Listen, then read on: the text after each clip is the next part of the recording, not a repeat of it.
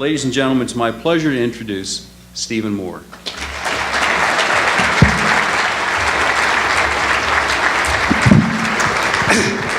Well, good evening, folks. Thank you very much for the nice welcome.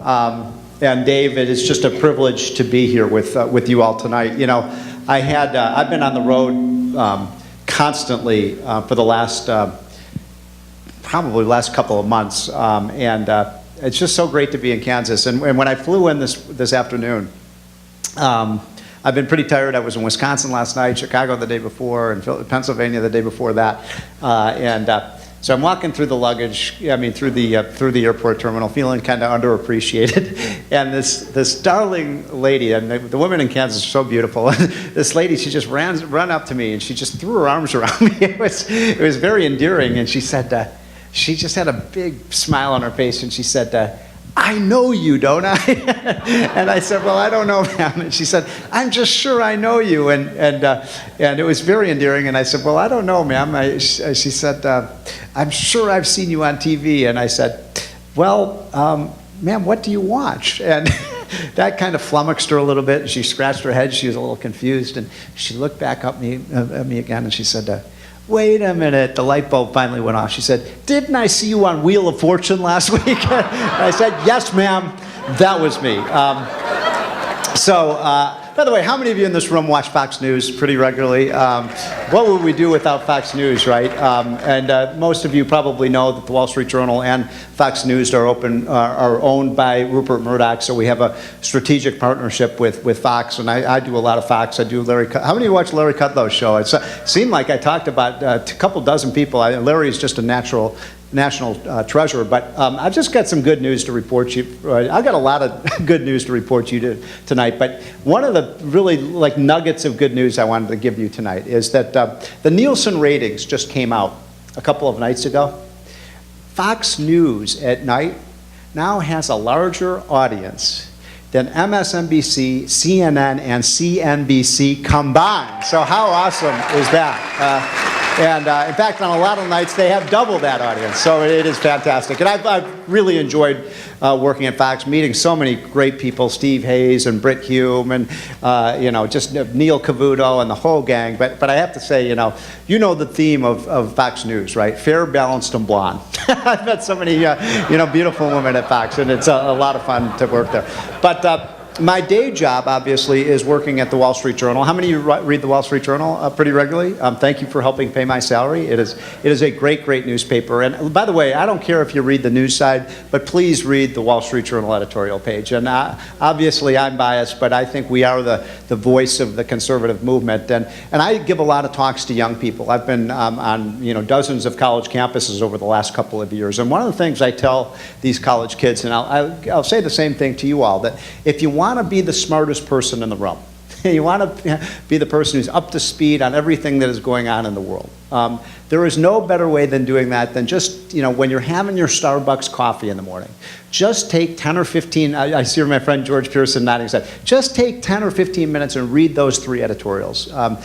We cover not just economic and financial issues, but what's going on in politics, what's happening in the Middle East, all over the world, and it's just a great synopsis of what's happening in our culture, in our society, in our economy, and around the world. And that our philosophy at the Wall Street Journal for the last 75 years on the editorial page has been free minds, free markets, and free people. And we try to subscribe to that every single day. And by the way, I have some really good news on the newspaper front, too. Most of you probably know the newspaper industry is not a high-growth industry these days. It's tough to make money in the newspaper industry, given that we live in this digital age. But, if you look at the finances of the 5 major newspapers in the country today, Wall Street Journal, New York Times, Los Angeles Times, Washington Post, and USA Today.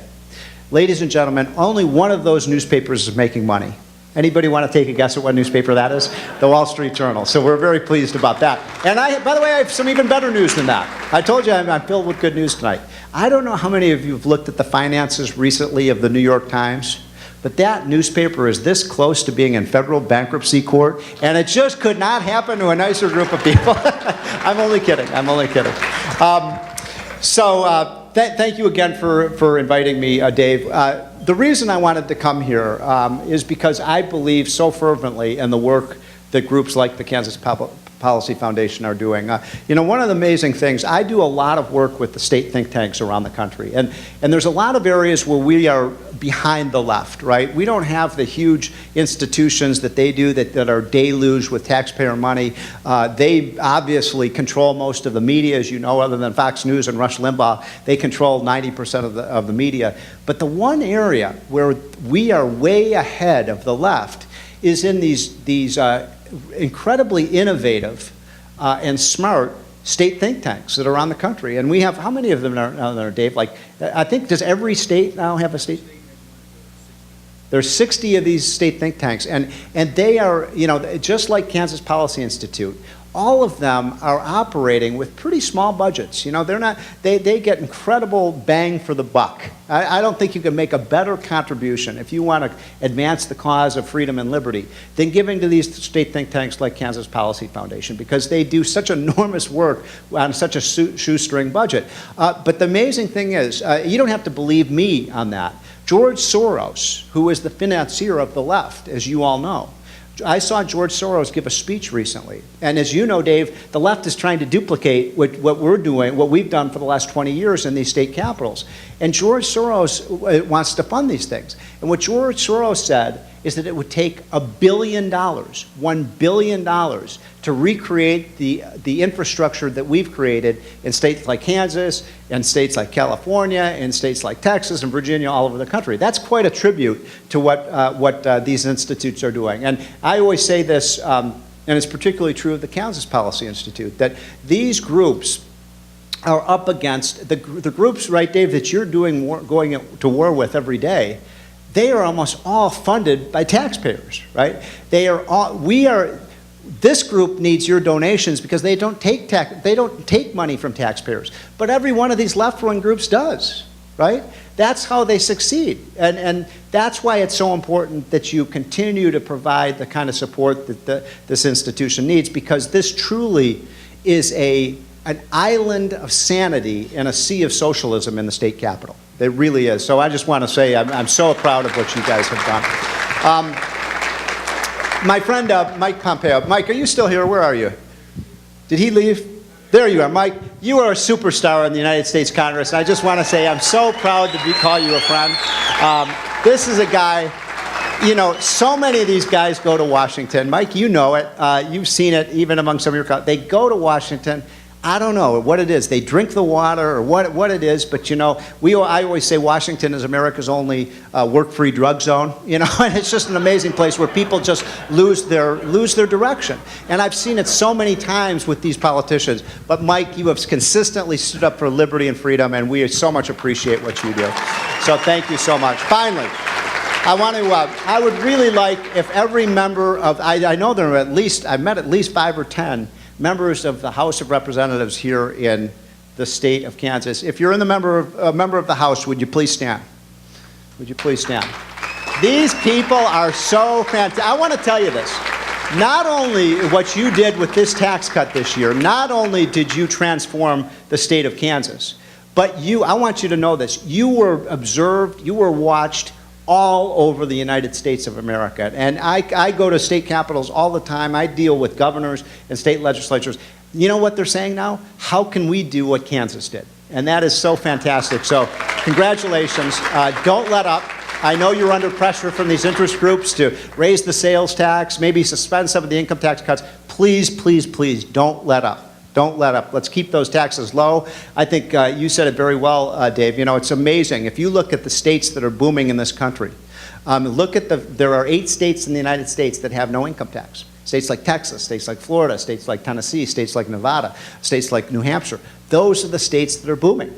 You know, it's amazing. Just to get, if you don't think taxes matter, and that's why you saw that little clip. The guy I was up on the stage with was Barack Obama's chief economist, and he was grimacing when I said this. But he kept saying, "Well, taxes don't matter. Why should it's not going to hurt the economy if we raise taxes?" And I said, "Oh yeah?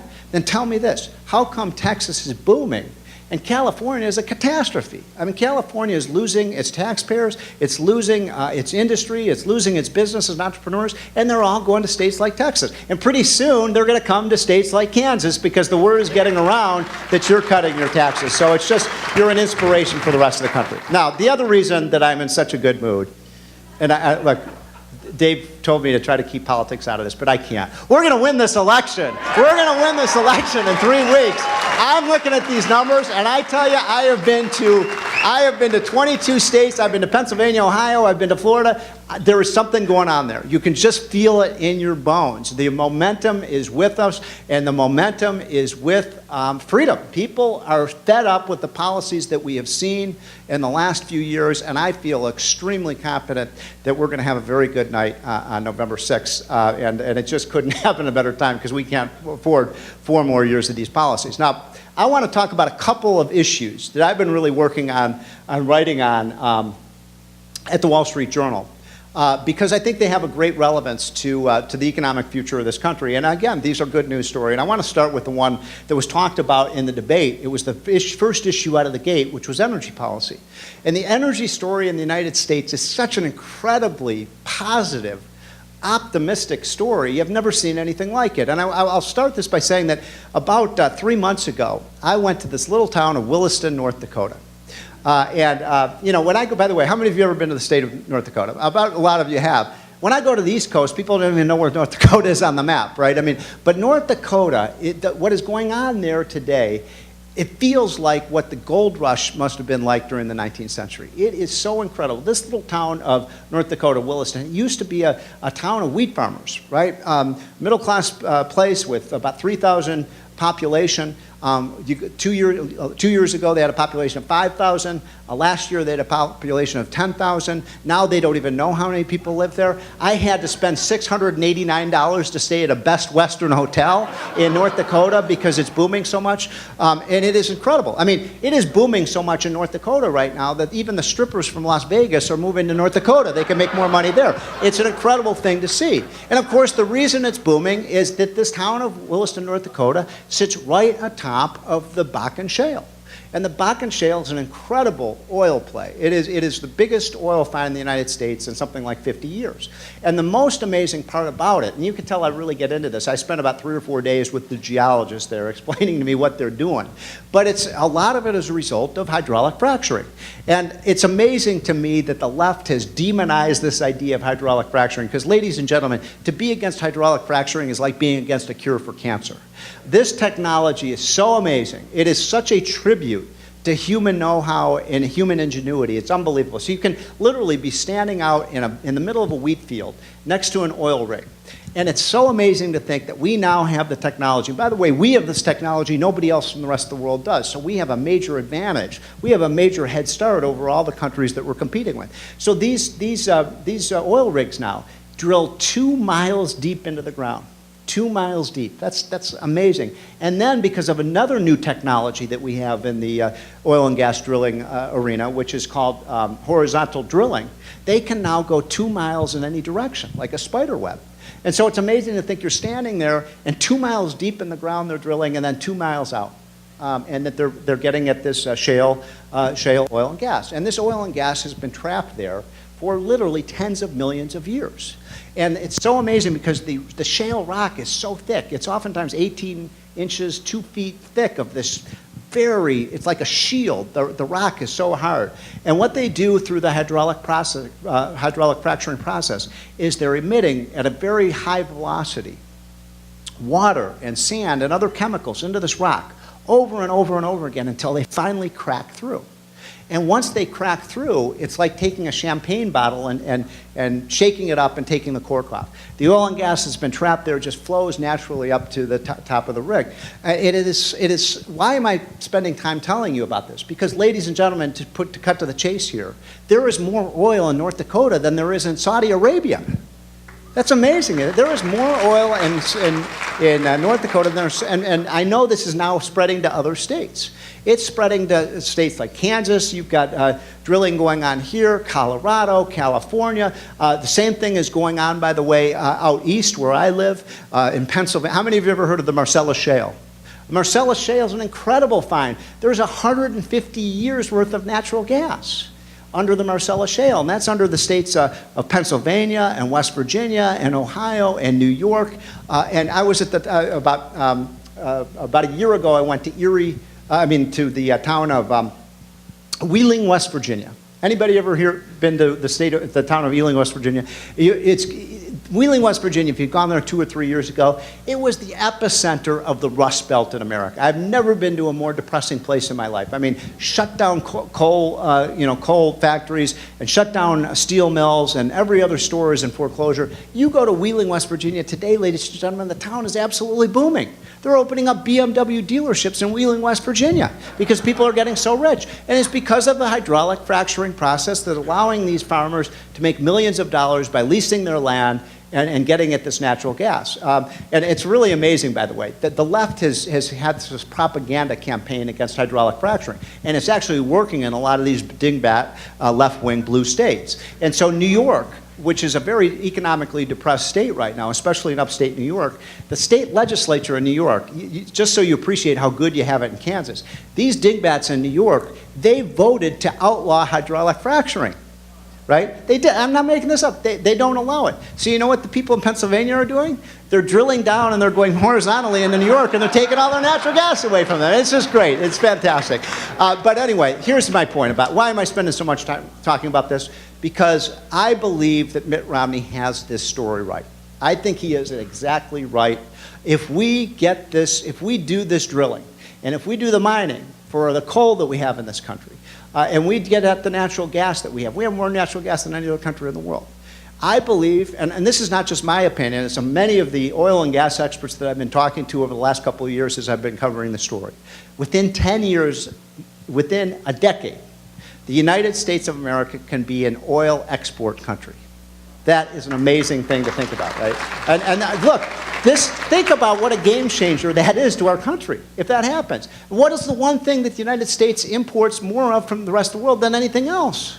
Oil, right? We spend $300 billion a year as Americans purchasing oil from other countries. And by the way, many of those countries that we purchase that oil from are not especially friendly to the United States, are they? We're talking about countries like Venezuela, countries like Iran, countries like Saudi Arabia.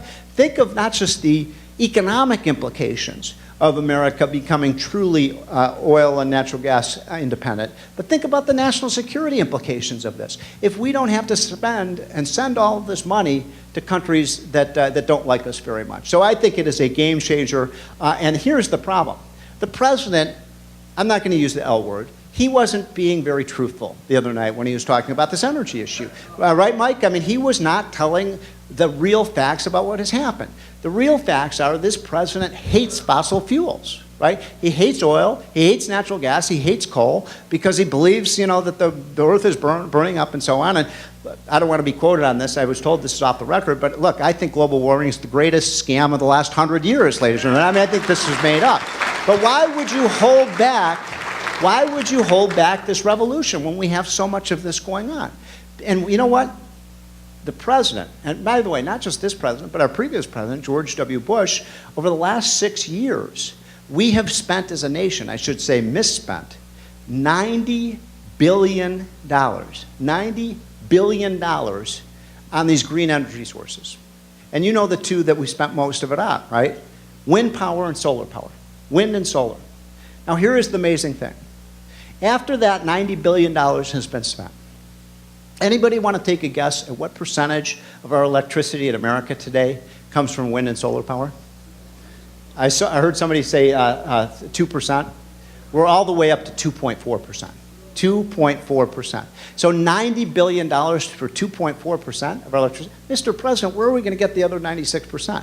So that has been, I think, one of the biggest wastes of money that we've ever. And by the way, where did this idea come from that the president keeps saying, we have to invest in wind technology because this is a new technology, this is a new industry. And Mr. President, there have been windmills around for 2,000 years. I mean, this is not a new technology. So what we need to do simply is get the government the hell out of the way in the energy industry, and we're going to see an incredible boom in this country. The second thing I want to talk about, if I may, is I want to talk for a minute about Obamacare. because I think this is such a crucial issue. And I want to tell you another personal story, because I've been covering this issue as well for the Journal.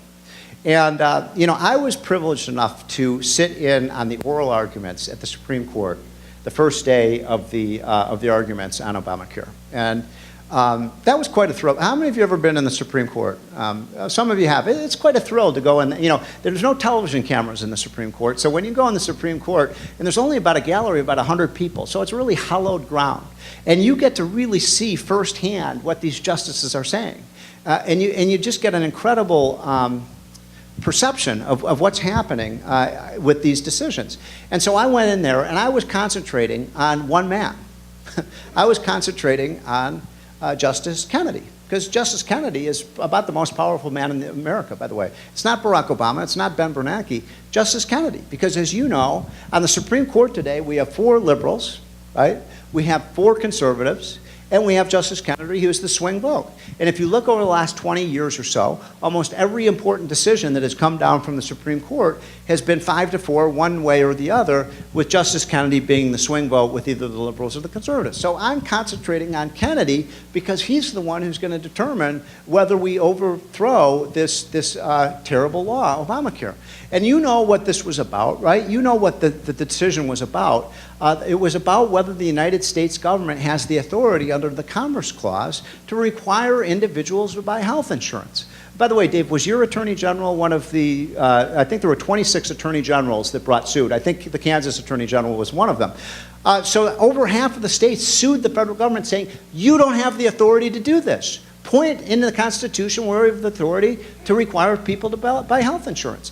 Because as you know, the ingeniousness of our Constitution, which is the greatest document ever written in the English language, in my opinion. The ingeniousness of that document and the Commerce Clause is it basically says that the federal government has the authority to regulate interstate commerce. That is to say, commerce between states. That way, Kansas can't erect trade barriers against, kind of products that are coming in from Missouri. We're a 50-state free trade zone, and that's one of the things that's made our country rich.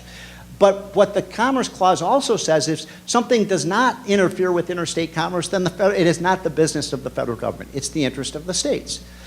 And this was the challenge that these Solicitor Generals that these state Attorney Generals were bringing, that there's no authority for the federal government to regulate this. Well, anyways, so I'm listening to Justice Roberts, and he is making this incredible case.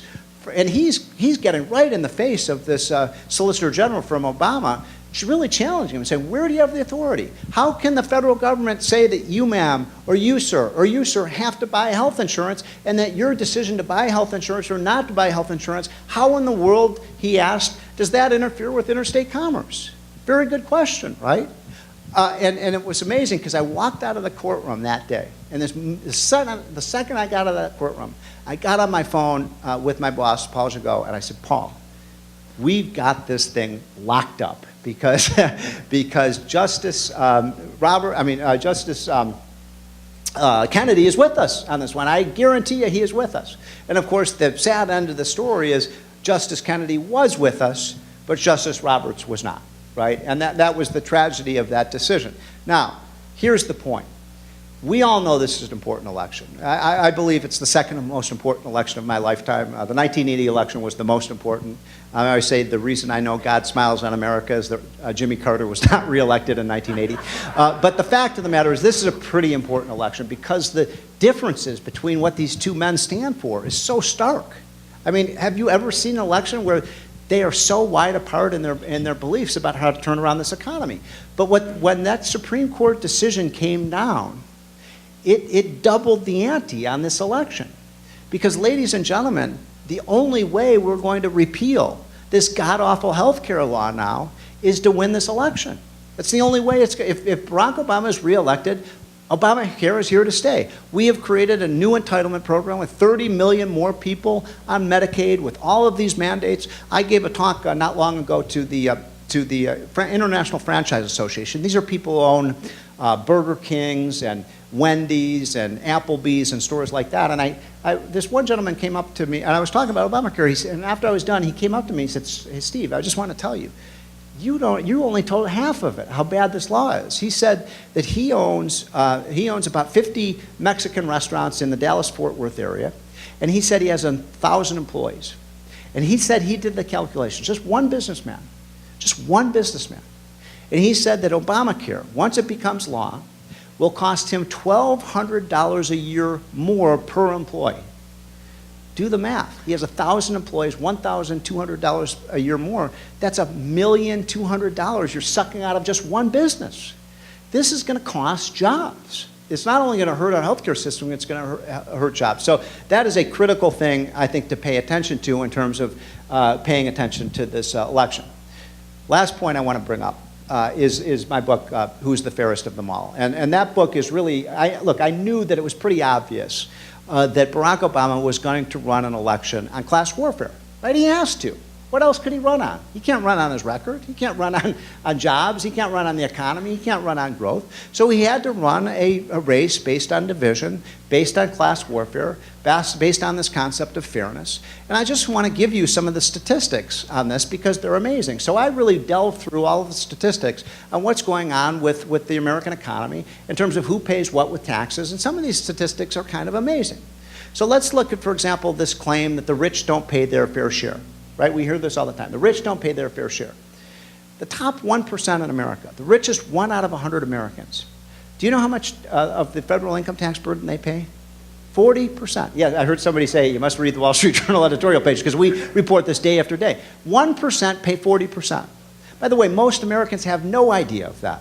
Most Americans think the top 1% pay less than 4% because all they've been told day after day after day in the media, they've been brainwashed with this idea the rich don't pay their fair share.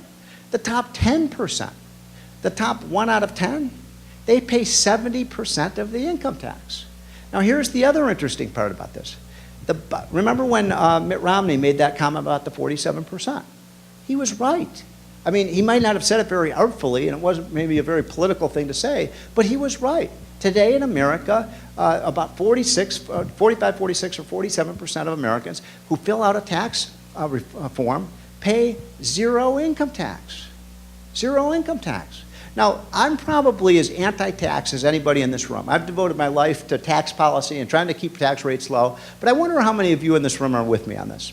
I believe in this great, great, great country of ours that everyone who is a citizen, who is a worker and a voter, everyone in America should pay some income tax. How many of you agree with me on that? I mean, I feel it's a very important principle. And when we're getting close to 50% of Americans paying no income tax, that's a problem in a democracy, right? Because it means that government becomes increasingly fair. Now I want to just do one last experiment, if I could, in this room, just to give you one more sense about how our tax system works. So I'm standing, I think, right about directly in the middle of the room. Let's say, for argument's sake, that all of you on the left side of this room are in the top 50% of the income in this room. And let's say all of you on the right side of the room, all of you to the right of me, you're in the bottom 50% of the income in this room. And let's say that we're going to pay for this wonderful dinner we've just had, let's say we're going to pay for this wonderful dinner the same way we pay for our federal income taxes. The way this is going to work is you all on this side of the room, you're going to pay 98% of the tab. And you lucky duckies over here, you're going to pay 2% of the tab. And because my good friend Nestor Weinling is the richest guy in the room, he's going to pay 40% himself, right? And here's the amazing thing about this. So if Robert Reich, you all know Robert Reich, I debate him all the time on Kudlow's show, he's about this tall, he doesn't have his tray table in the upright and locked position on this stuff, but Robert Reich, if he were here, he'd say there's a problem with this system. These sons of bitches aren't paying enough, right? That's exactly, the kind of dialogue we have in Washington. It's just an amazing thing to think about. This is a system.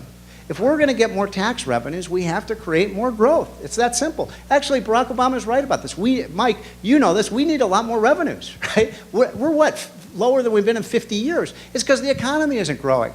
And it was Ronald Reagan, and it was Jack Kemp and John F. Kennedy who said, a rising tide lifts all boats. And the best way to get the revenues up is to cut the rates. That was John F. Kennedy who said that, by the way. He said the best way to bring up the revenues in America is to cut the tax rates. Mike, how many Democrats today believe that?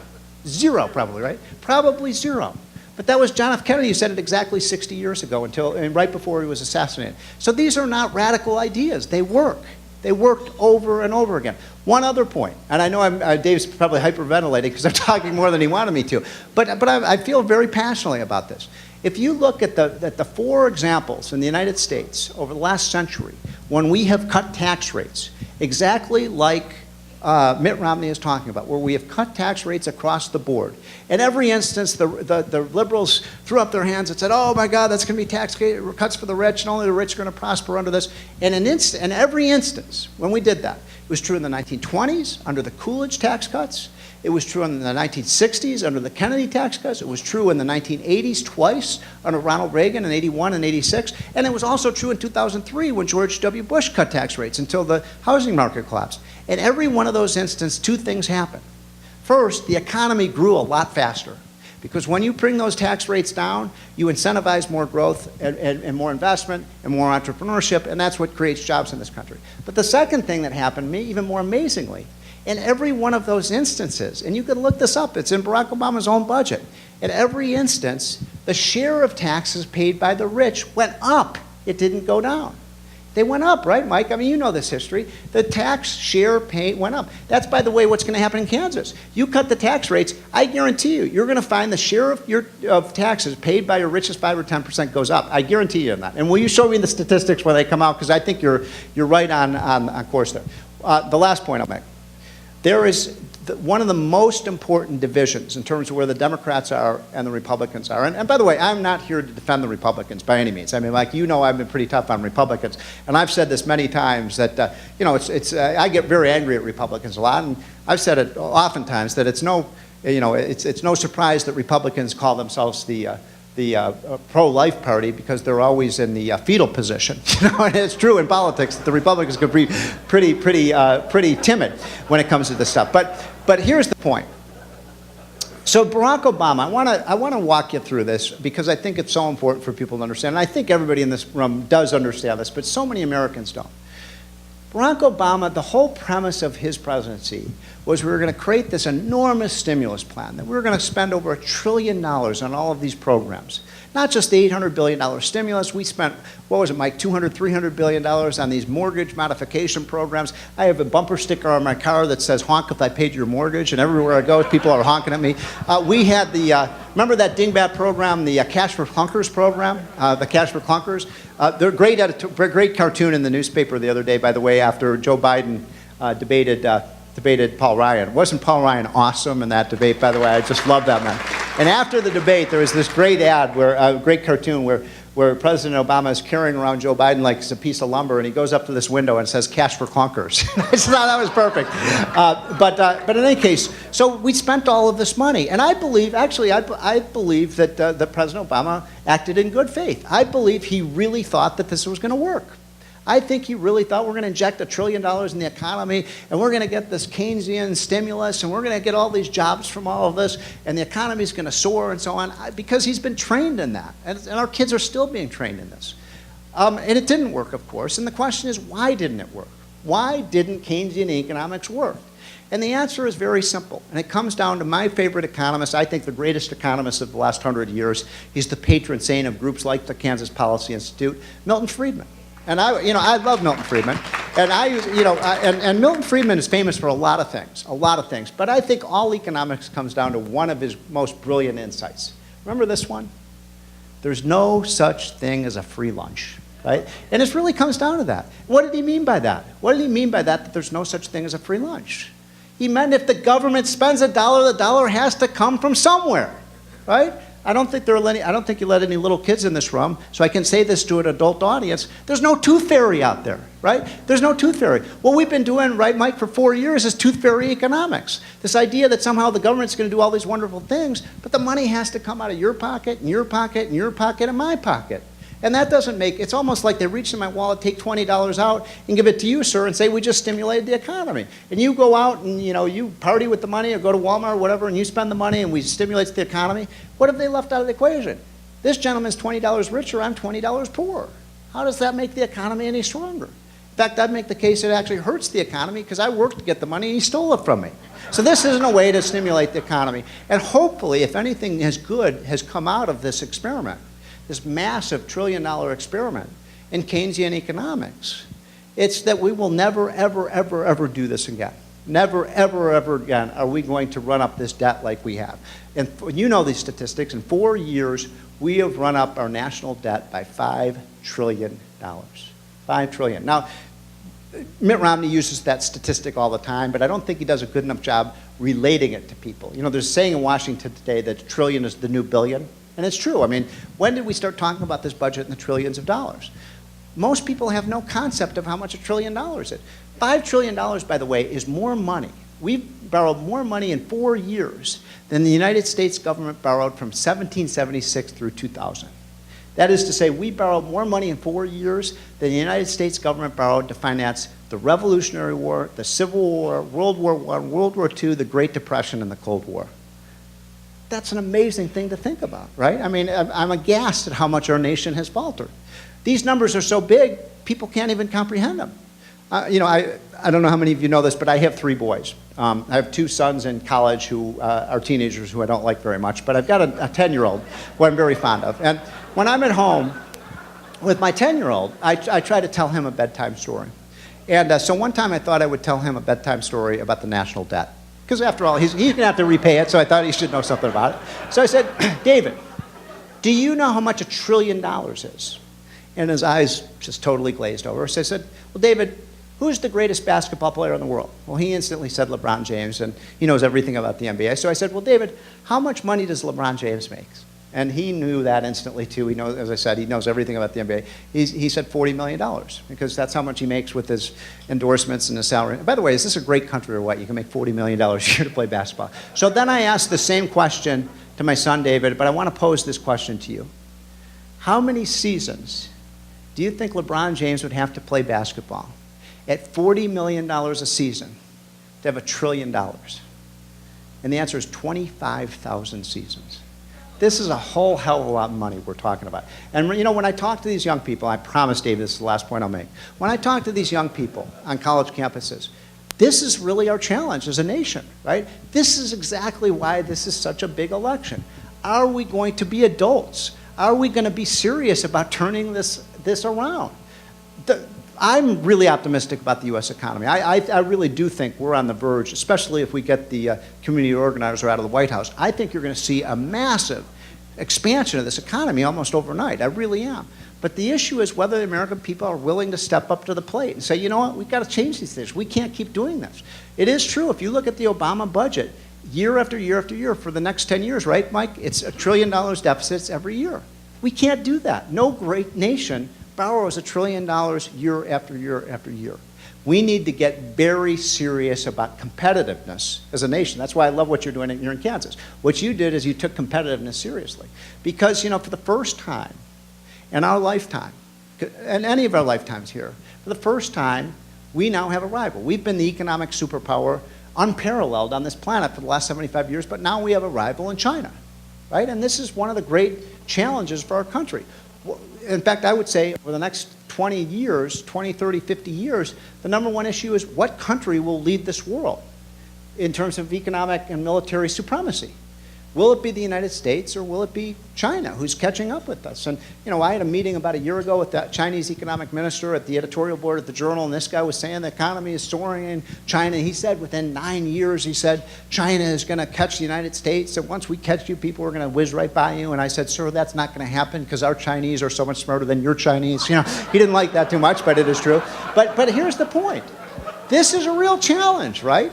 I mean, we've got to start taking these things seriously, and the question is when voters go to the voting booth on November 6th, it'll be a question whether we're able to make those decisions. And again, I'm not saying this because I love Republicans. I don't love Republicans. I just think that we have to have some kind of a change in policy and get serious about dealing with those big challenges we have ahead. And when we do, ladies and gentlemen, I promise you this, we're going to see the biggest economic boom you ever saw. Thank you very much for having me. It's been a pleasure to be with you. Dave, thank you so much. I love what you're doing. Thank you.